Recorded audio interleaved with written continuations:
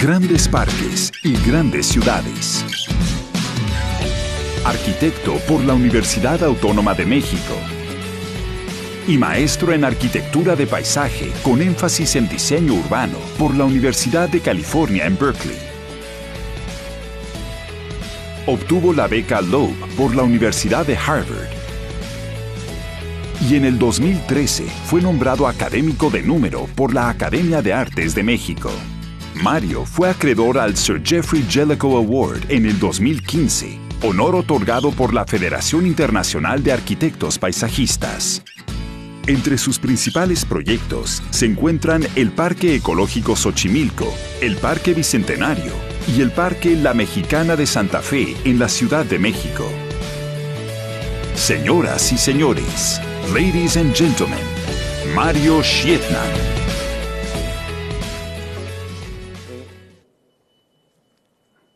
Ahora sí, toda ciudad tiene un gran parque. Aquí está Central Park de Nueva York, Chicago, el Bois de Boulogne, el Parque Yoyogi de Tokio, en Tokio, Japón, el Parque Ibirapuera en Sao Paulo, Brasil, del gran arquitecto paisajista Burle Marx, y por supuesto nuestro Parque Chapultepec, un parque que viene desde el siglo XV, que inicia desde la época prehispánica con Nezahualcóyotl como diseñador y que definitivamente es el parque más viejo de América, de toda América. Pero esta es nuestra realidad también. Ya también Peñalosa habló muchísimo de esta parte de la equidad, de esta parte del futuro, de esta parte de las ciudades. Esto es Nezahualcóyotl, ¿verdad? Y pues el área de metros cuadrados por habitantes aquí es desastrosa, ¿verdad? Aquí no hay equidad, aquí no hay servicios, aquí hay pobreza y es en donde nos debemos enfocar definitivamente con la creación de parques. Este no puede ser nuestro futuro. Nuestro futuro tiene que ser de equidad, tiene que ser ambiental, tiene que ser social y tiene que ser verde. Bueno, como decía, el parque es un equilibrio entre lo natural y lo artificial, ¿verdad? Es también un espacio público, es un espacio de recreación, es un espacio de tiempo libre y de ocio, es un espacio de contacto con la naturaleza, es un espacio de congregación y aislamiento. ¿Y por qué decimos aislamiento? Ya Octavio Paz, nuestro gran poeta, hablaba de que tan importante es estar en comunidad como estar con el yo, con nosotros mismos, el estar en otredad hacia nosotros también. Es donde podemos estar en una gran ciudad, también necesitamos estar en soledad. Ya sabemos que los parques tienen enormes servicios ambientales. Tienes la regulación de la calidad del aire, la humedad del clima, el control de eventos extremos, impresionante, importantísimo la infiltración de agua para recarga de los mantos acuíferos, el control de la erosión, etcétera, etcétera, etcétera. Sabemos todo sobre eso. Pero el maestro, el profesor Richard Foreman, profesor de Harvard, que es el padre de la ecología del paisaje, habla de la necesidad de crear patrones o parches alternativos de espacios naturales verdes para que establezcan este equilibrio con la urbanización en las grandes urbes.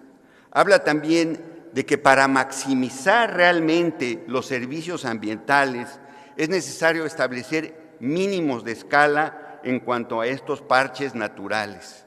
Y habla también Foreman, el profesor Foreman, de que estos parches tienen que ser en un concepto de damero, ¿verdad? Lo urbano, el desarrollo y el espacio abierto o el espacio negativo, ¿verdad?, de la ciudad.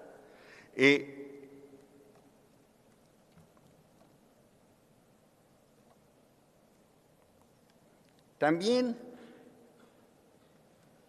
El bosque, sabemos, el parque, el pequeño parque, el mediano parque, el gran parque, es un lugar para el bienestar físico, el psicológico, el social, y puede obtenerse no solo por la actividad en el ámbito de la naturaleza, sino también observándola desde una ventana o desarrollando las actividades diarias cerca de un entorno natural.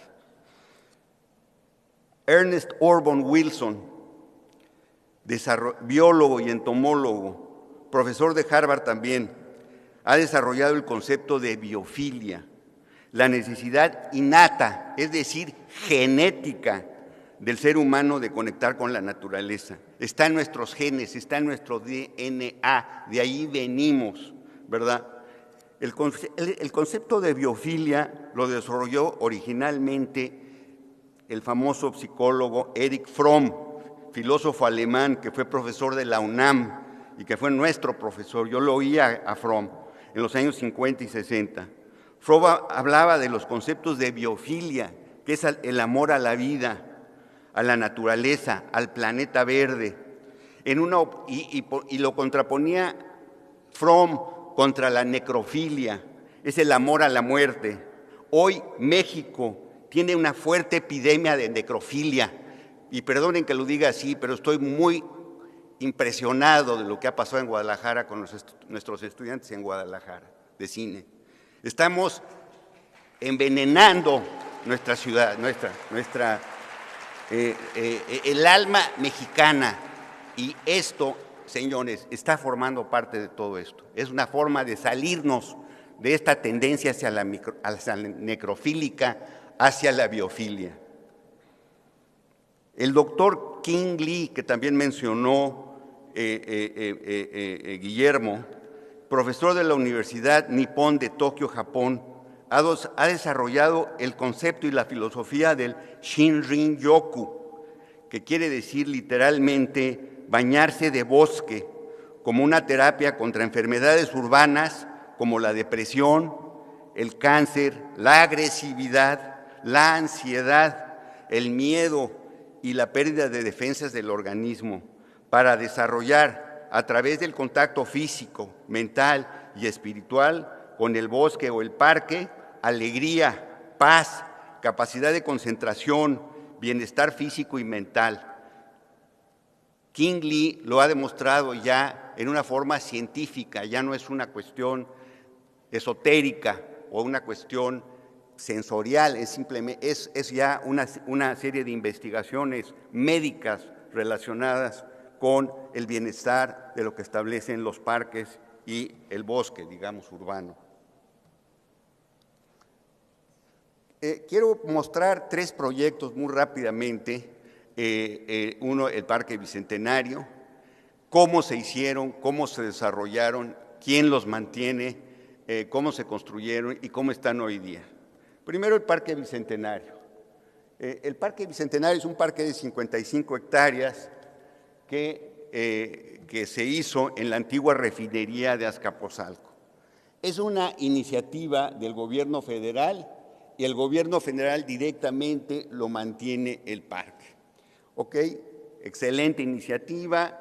El parque ya lleva cerca de 8 años de haberse construido, 6 años en su totalidad, y hoy día se puede ya visitar, está lleno, tiene 2,5 millones de habitantes, de visitantes, ¿verdad?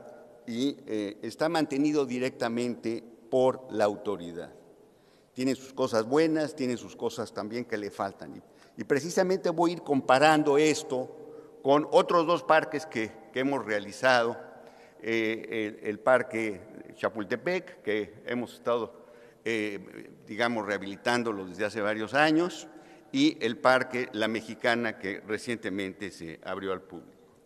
Bueno, como ustedes saben, el parque era la refinería, se cerró por cuestiones de contaminación, por cuestiones también de vulnerabilidad hacia la Ciudad de México, etcétera, etcétera, y se dejó allí por cerca de 15 años. Posteriormente se llevó a cabo un enorme esfuerzo de remediación, ¿verdad? Y afortunadamente el edicto presidencial o el decreto presidencial estaba muy bien hecho y definió que debía ser un parque público, abierto, y que nada más se podía construir el 10% del área total de las 55 hectáreas.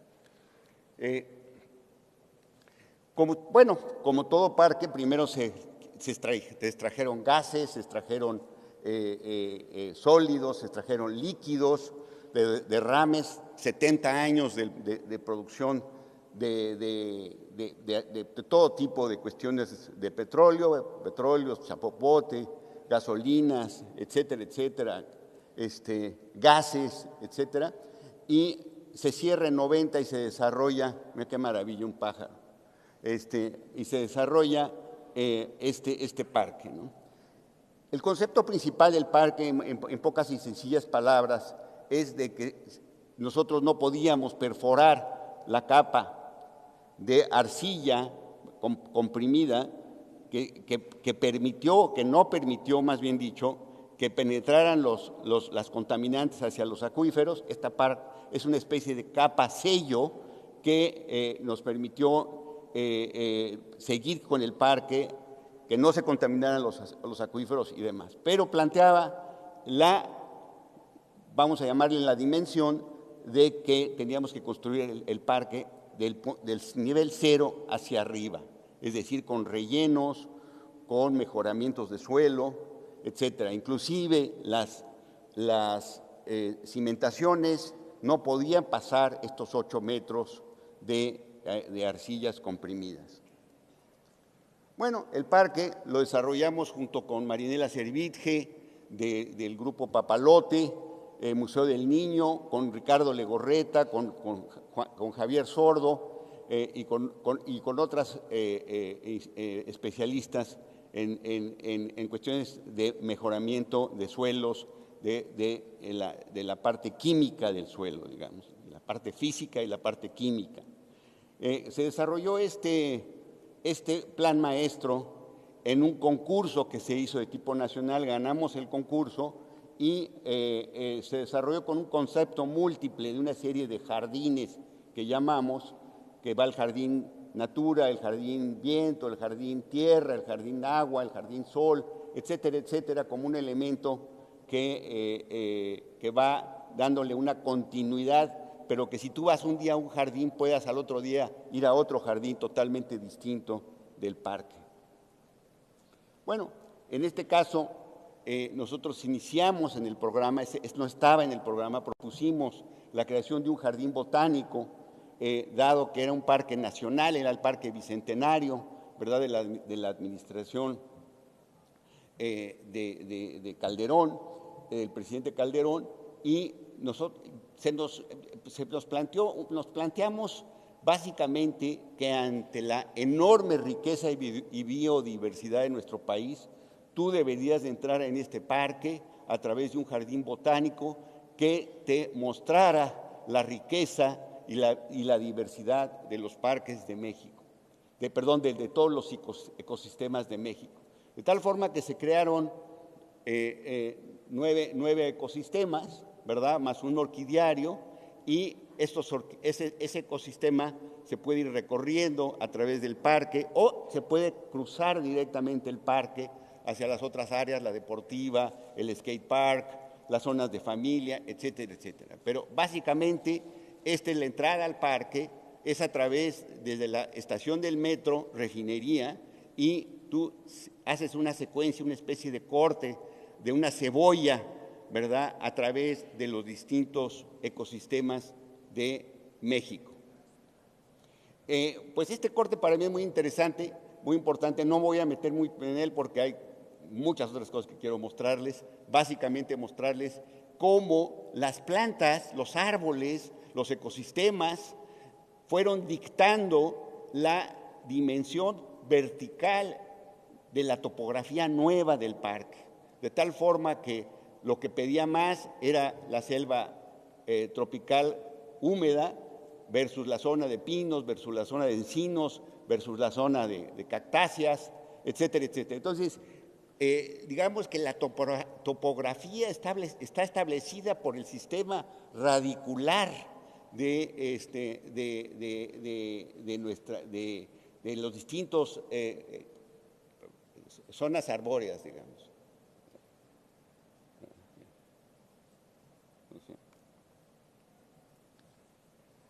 A ver, bueno. Entonces, este es un aspecto de la obra, ¿verdad? Ven ustedes, estamos construyendo una chinampa, estamos construyendo ahí diversas cosas, y esta cuestión de los rellenos distintos de las distintas plantas que debíamos dejar.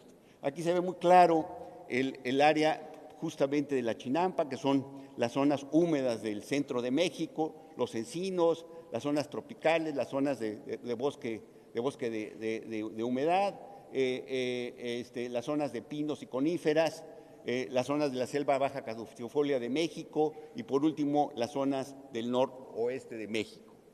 Bueno, llegamos a este concepto de proporción, de relación de una serie de, digamos, de biomas que tenían que estar resguardados, tropicales, digamos, con un sistema bioclimático, y ven ustedes en la zona del nivel de concreto para abajo lo que se tuvo que hacer para rellenar con estratos propicios para que se desarrollaran las plantas de las distintas zonas de nuestro país. Aquí lo tenemos ya, pues esta es la zona de Natura. Ustedes, obvio, encontrarán muchos árboles de esta zona del país, ¿verdad? La ceiba y muchísimos otros árboles de la zona tropical perennifolia.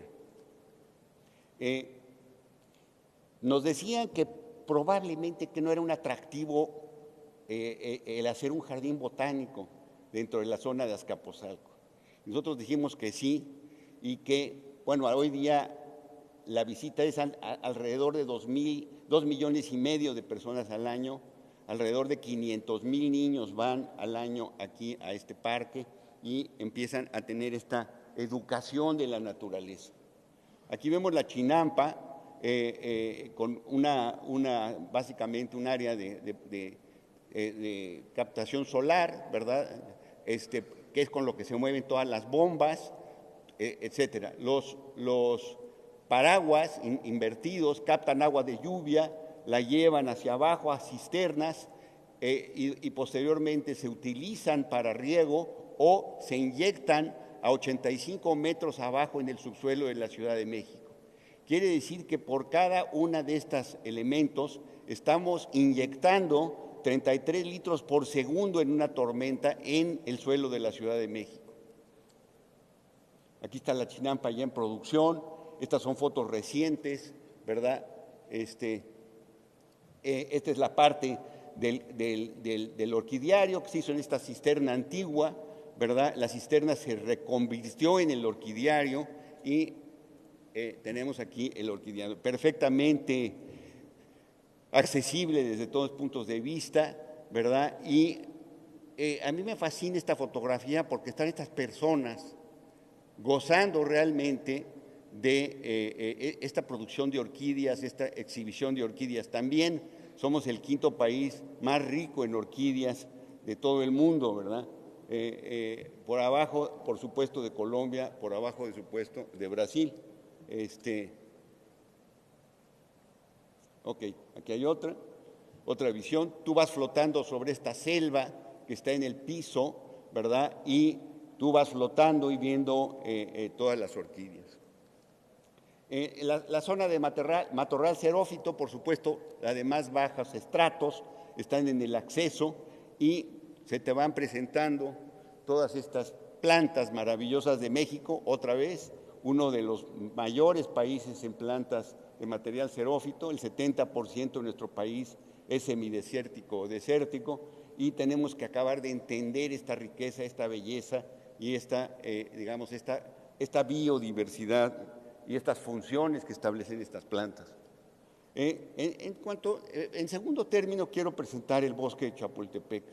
Hemos estado trabajando en el bosque de Chapultepec desde hace 14 años, una labor continua, una labor continuada, una labor a través de eso, es lo que quería llegar. A través de un digamos, una iniciativa de ciudadanos. Lo que es interesantísimo para mí del Bosque de Chapultepec, de este trabajo que hemos venido realizando, es que a través de iniciativas ciudadanos se creó digamos, este ecosistema humano, por un lado del Fideicomiso Pro Bosque de Chapultepec, que se va a hacer una plática especial sobre cómo funciona, ¿verdad?, del Consejo Rector Ciudadano, ¿verdad?, y del Gobierno de la Ciudad de México. Llevan 14 años, mes por mes, en juntas muy serias de discusión, de aprobación, de obtención de recursos, ¿verdad? Y nosotros llevamos 14 años en juntas cada martes en el Bosque de Chapultepec, dándole seguimiento al proyecto. Eso es. El Bosque de Chapultepec tiene 686 hectáreas y está dividido en 3 zonas, pero lo que es muy interesante es que tiene 17 millones de visitantes al año, ¿verdad? Está enclavado en la zona poniente de la Ciudad de México, en el centro, digamos, de la Ciudad de México, hacia el poniente. Y un dato muy importante es que el 32% del visitante de Chapultepec viene de la zona conurbada. ¿Qué quiere decir esto? Pues que no hay parques en la zona conurbada, que es ya a donde ahora, como ustedes saben, la Ciudad de México tiene 18 millones de habitantes, la Ciudad de México tiene 8, es decir, que hay en la periferia 10 millones de habitantes, y de esos el 32% visitan Chapultepec. ¿Por qué? Porque obviamente en toda la zona periférica del Estado de México prácticamente no hay parques públicos de este nivel, de esta riqueza, de esta dimensión y de esta atracción, ¿verdad?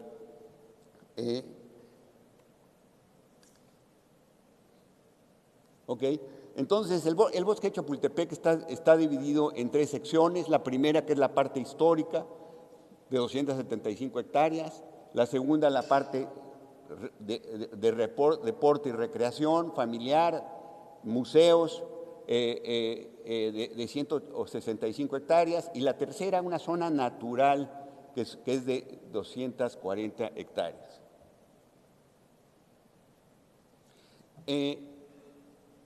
Lili Jagua, que está aquí, que va a tener una sesión, va a explicar muy en detalle cómo funciona el programa de rehabilitación integral del Bosque de Chapultepec a través de este triunvirato, vamos a llamarle, de gerencia, de manejo del bosque, y básicamente en 3 acciones el fideicomiso maneja la recaudación, los eventos, las jornadas, todo en relación, por supuesto, con la administración del propio bosque y del propio parque, que es la administración de la ciudad. Hubo hace poquito, ahorita una de las sesiones hablaban de los planes maestros, lo cual ha, digamos, totalmente servido en una forma organizada, clara, definida. Llevamos más de 250 presentaciones al público del Bosque de Chapultepec y en cada una presentamos los distintos planes maestros, ¿verdad?, para las zonas distintas del Bosque de Chapultepec.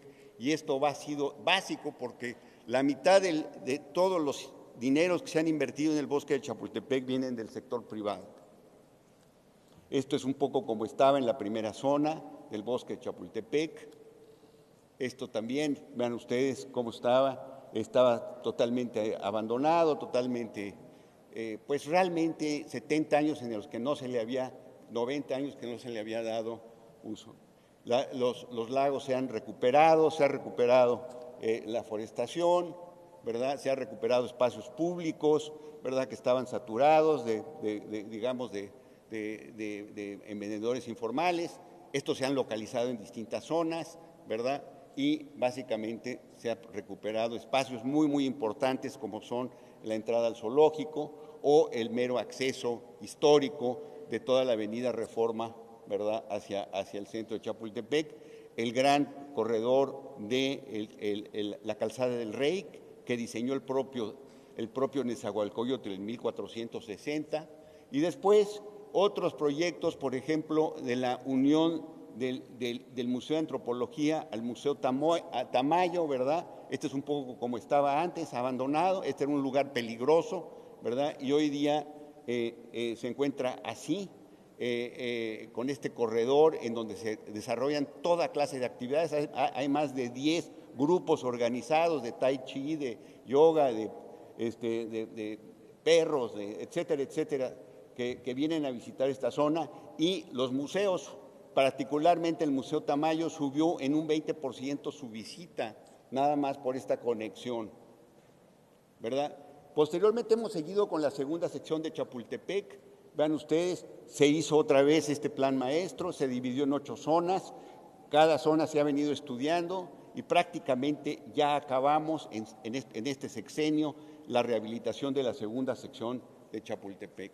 ¿Qué se hizo? Básicamente el cerramiento de Chapultepec, que era un paso, ¿verdad?, entre una zona del Distrito Federal y otra, ¿verdad? Se cerró a hacer realmente un circuito propio del propio bosque, y que con una calle total en donde hubiera zona peatonal, transporte interno, automóvil de 2 carriles, bicicletas, corredores, etcétera, etcétera, captación de agua de lluvia, etcétera. Y hoy día esto se ha subido aproximadamente en 750,000 personas las que van, porque esta área está abierta a las 24 horas del día. Pueden ustedes ir a las 12 de la noche, a las 5 de la mañana, están corriendo las personas, y esto es una cuestión que ofrece, digamos, la ciudad en una forma segura, en una forma organizada, ¿verdad? Hicimos también un enorme skate park en las zonas colindantes con las áreas más populares, ¿verdad? Ha sido un enorme éxito, es uno de los más grandes centros de patinaje de la Ciudad de México. En todas las áreas sociales de internet y demás, los chavos dicen ahora que esta es la catedral del skate, ¿verdad? Y que aquí prácticamente otra vez están en la noche, están en el día, está perfectamente iluminado, etcétera, etcétera. Se oponían algunos grupos de que hubiera esta facilidad porque iban a venir una serie de personas que venían de los barrios pobres. Dijeron, al contrario, queremos que estén estas personas de los barrios pobres, ¿verdad? Esto, vean ustedes, en la noche sigue a las 11, a las 12 de la noche, etcétera.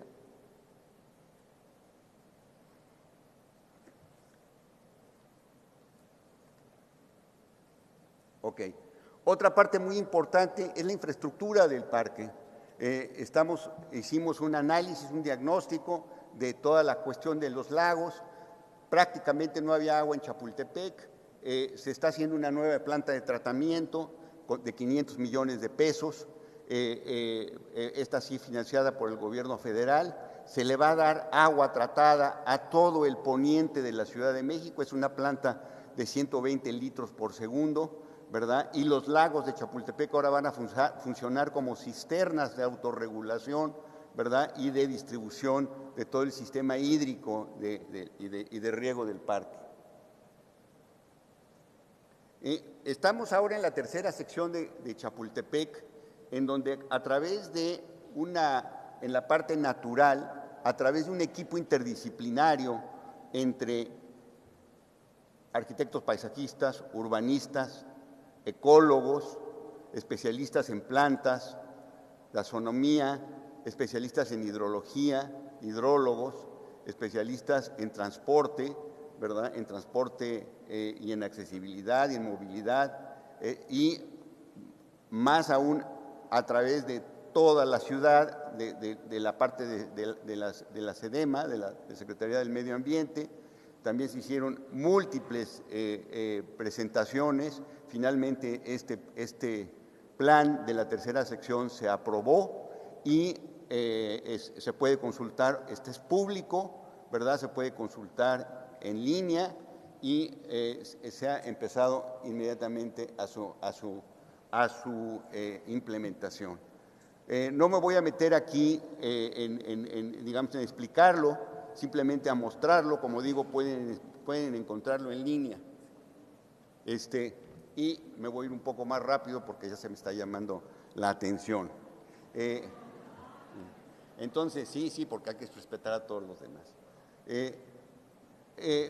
Básicamente es un bosque inducido de eucalipto que ya está totalmente, digamos, saturado, que está muerto, que está en peligro de, ahora sí que de extinción, y básicamente el plan tiene estos 5 temas, vamos a llamarle, o ejes, como los hemos llamado: la restauración y preservación ecológica, la restauración hídrica, la educación ambiental, los servicios más infraestructura y la movilidad.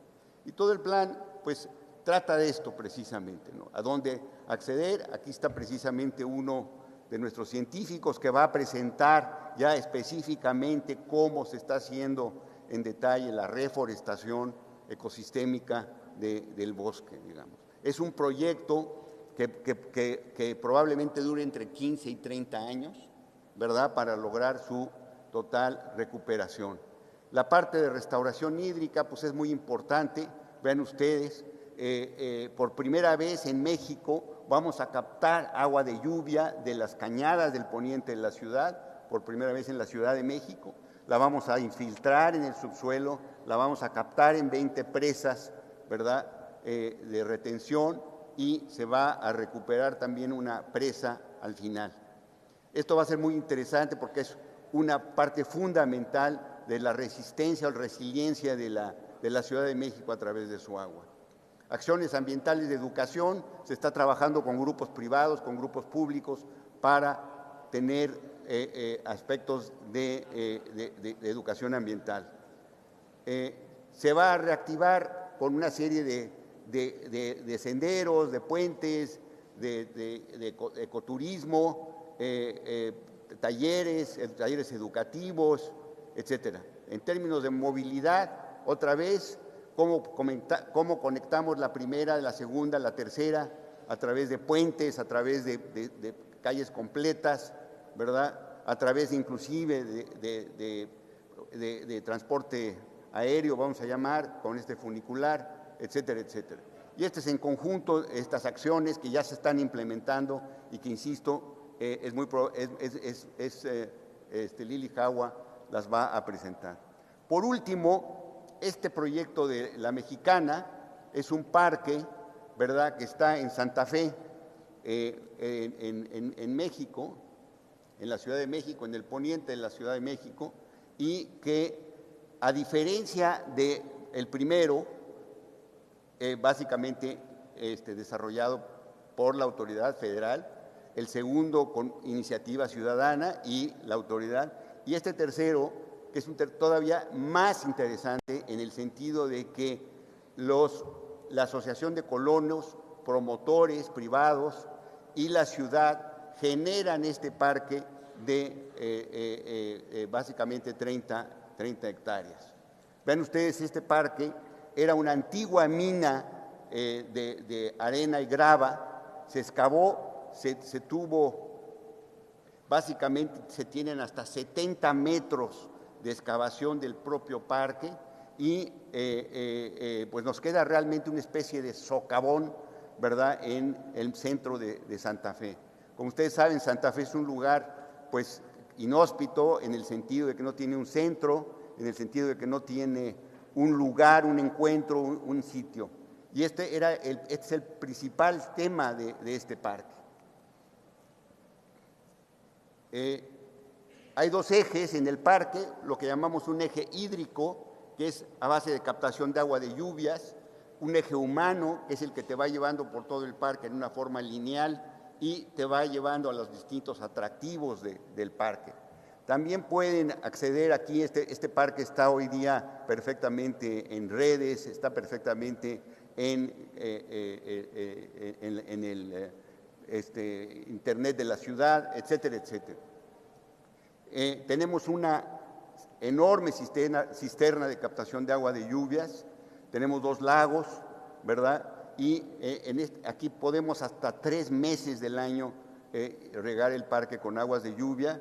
Los otros 3 meses se riegan con agua tratada, y bueno, se han plantado más de 2.500 árboles, y el parque se hizo en 11 meses, se construyó por iniciativa privada a cuenta de terrenos en donde se va a desarrollar. Este era un terreno de 40 hectáreas de la ciudad, en donde 30 hectáreas se destinan a parque público y el 30%, que son 12 o 13 hectáreas, se destinan a desarrollo digamos, a desarrollo habitacional y a infraestructura. Y básicamente, este es un video que muestra cómo está el parque hoy día.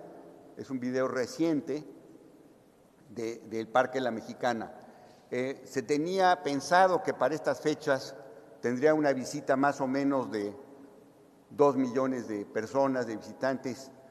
El parque ha sido tan increíblemente exitoso que ya tiene 3 millones de visitantes al año, ¿verdad? Es un parque que lo pueden ustedes meterse a redes sociales, a Instagram, ¿verdad? Hemos conjuntado todo tipo de clases sociales en esta parte de Santa Fe, ¿verdad? Se han desarrollado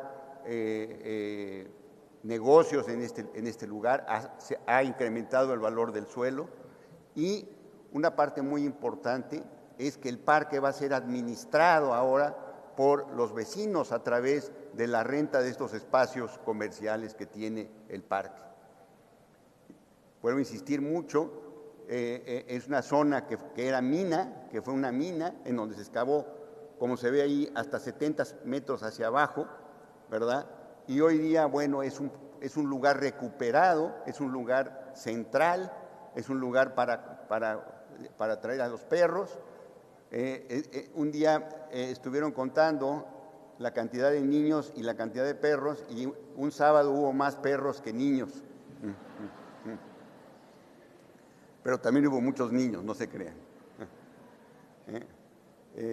Ojalá lo puedan visitar, es un parque público, abierto, se puede visitar de las 5 de la mañana a las 10 de la noche, es un parque en donde está corriendo la gente, está visitando la gente a las 9, a las 10 de la noche, a las 5 de la mañana, etcétera, etcétera. Pues con esto, ahora sí que ya me despido porque me están corriendo. Muchísimas gracias, muy amables.